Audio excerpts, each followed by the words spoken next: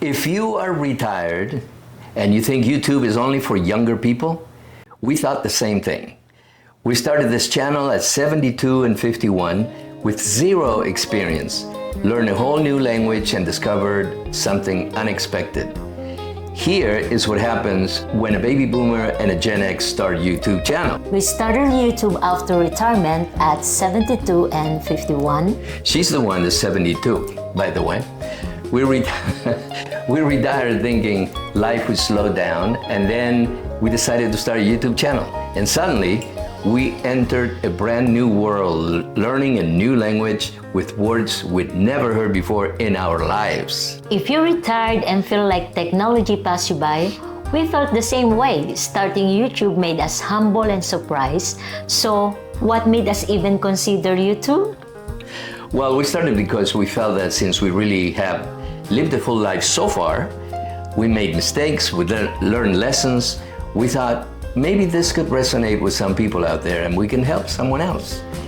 We did not do it because of being bored. We did it because we wanted to share life experiences, which we have many, and wanting to help others avoid mistakes, wanting something mentally stimulating too.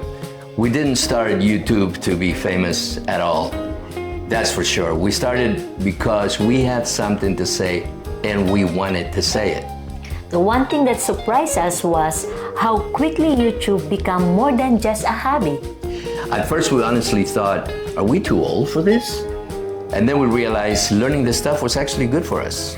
But the language, all we can say is wow. Algorithm, SEO, CTR, thumbnails, watch time analytics, monetization, upload schedules. It's insane. That is true. Right? One of the biggest shocks was realizing that YouTube is not just turning on a camera, it's an entire system. At one point, we looked at each other and said, are we running a TV station now? It sure felt like a TV station. But to be fair, you don't need to understand everything all at once. You learn while doing it.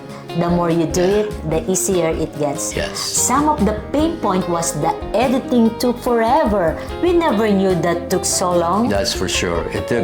At first, we were uploading wrong videos, incomplete videos with lack of editing. The audio was horrible, yes. Using wrong mic or wrong distance. Some videos got almost 0 views, and that kind of freaked us out a little.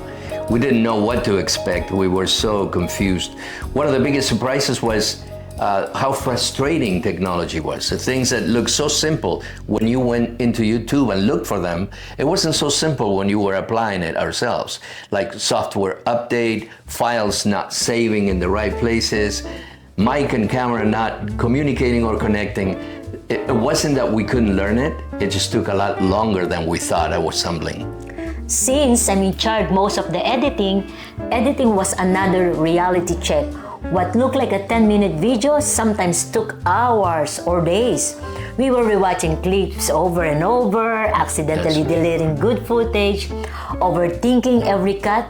Honestly, there were moments we thought, is this even worth the time? Yeah, we also made plenty of upload mistakes, wrong title, wrong thumbnails, forgetting to add things into it. Sometimes we're uploading private instead of public, thinking that you guys were watching it, forgetting audio levels, realizing mistakes after publishing. So one time we had to say, well, this is already out there.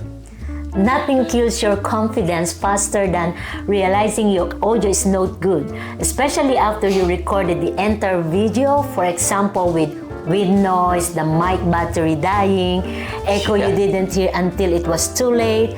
We learned quickly that people will forgive us some video quality, but bad sound, not so much. That's no, true. no.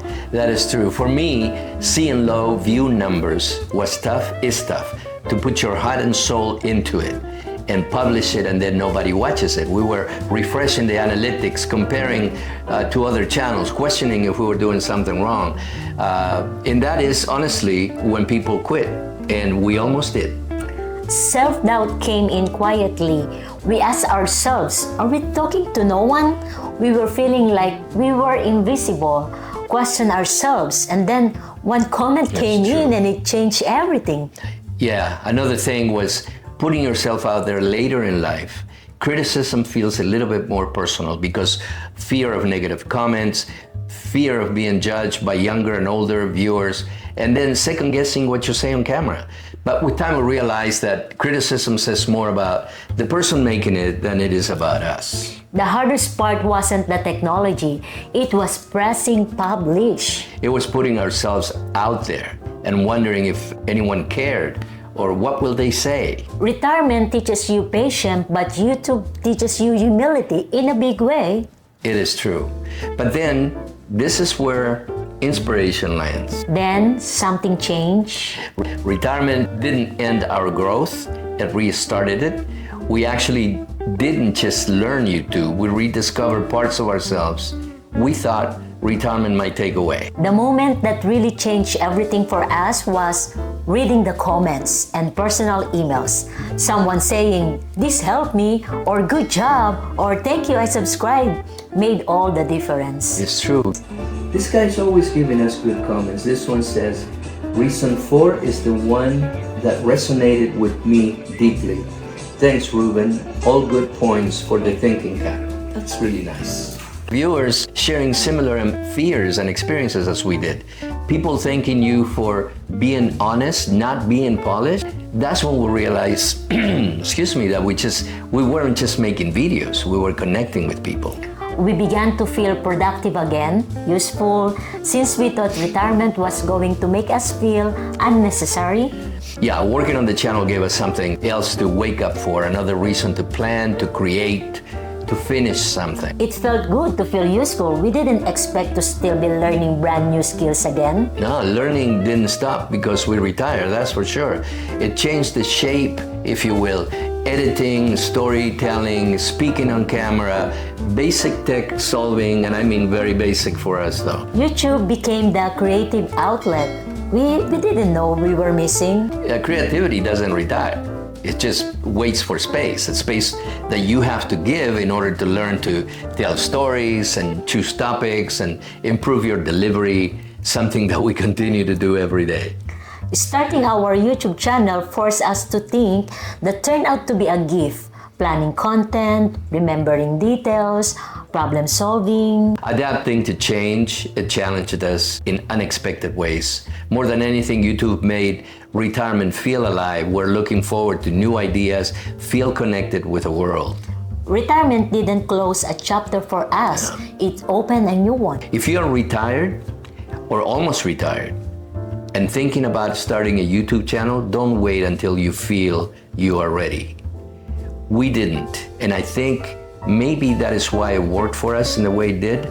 We have 30,000 plus subscribers so far, and that is unimaginable, unthinkable for us.